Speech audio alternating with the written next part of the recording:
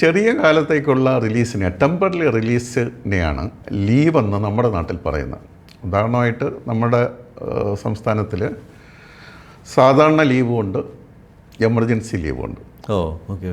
Emergency leave എന്ന് പറഞ്ഞാൽ സ്വന്തം അടുത്ത ബന്ധുക്കൾ, അച്ഛനമ്മ, പിന്നെ സഹോദരൻ സഹോദരി, പിന്നെ മകൻ മകൾ എന്നൊക്കെ പറഞ്ഞിട്ട് അടുത്ത ബന്ധുക്കൾ, നിയറസ്റ്റ് റിലേറ്റീവ്സ് ഗുരുതരമായ രോഗാവസ്ഥയിലോ അല്ലെങ്കിൽ മരണാസന്നമായിട്ടുള്ള അവസ്ഥയിലോ അല്ലെങ്കിൽ മരിച്ചു പോകുന്ന സാഹചര്യങ്ങളിൽ ഒരു പോലീസ് റിപ്പോർട്ടോ അല്ലെങ്കിൽ മെഡിക്കൽ റിപ്പോർട്ടിൻ്റെ അടിസ്ഥാനത്തിൽ മരിക്കുകയാണെങ്കിൽ ആ സംസ്കാര ചടങ്ങിലും തുടർന്നുള്ള കാര്യങ്ങളിലും പങ്കെടുക്കാൻ വേണ്ടിയിട്ട് കൊടുക്കും. അല്ലെങ്കിൽ ഗുരുതരമായ രോഗാവസ്ഥയിൽ കഴിയുകയാണെങ്കിൽ അവരോടൊപ്പം ചികിത്സയ്ക്ക് സഹായകരമായിട്ട് വീട്ടിൽ ആശുപത്രിയിലോ നിൽക്കാൻ വേണ്ടിയിട്ടാണ്.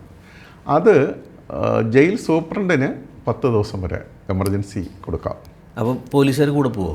വേണ്ട, പോലീസിൻ്റെ ഇല്ലാതെ തന്നെ. അപ്പം അതിന് ഇങ്ങനെ ഗുരുതരാവസ്ഥമായ അവസ്ഥയിൽ ഒരു ആൾ കിടക്കുകയാണ്, അച്ഛൻ കിടക്കുകയാണ്, അമ്മ കിടക്കുകയാണ്, എനിക്ക് വേണം, എനിക്ക് എമർജൻസി ലീവ് വേണം എന്നൊരു അപേക്ഷ ഇട്ടാൽ അത് പോലീസ് അന്വേഷണത്തിലൂടെ നമ്മളത് പിന്നെ ജെനുവിനാണോ അല്ലയോ എന്ന് ഉറപ്പുവരുത്തും.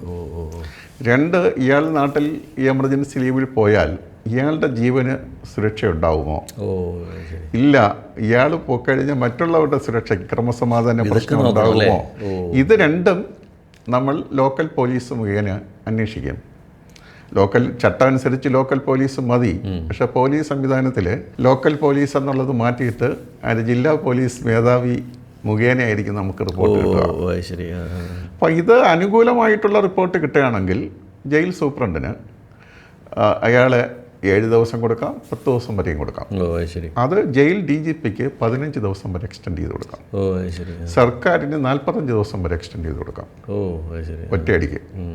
അതിനൊരു സമയപരിധി ഒന്നുമില്ല. ജയിലിൽ വന്നിട്ട് ഇത്ര നാൾ കഴിഞ്ഞിട്ടേ അപേക്ഷിക്കാൻ പാടുള്ളൂ എന്ന്. അതില്ല, സാഹചര്യം പോലെയാണ്.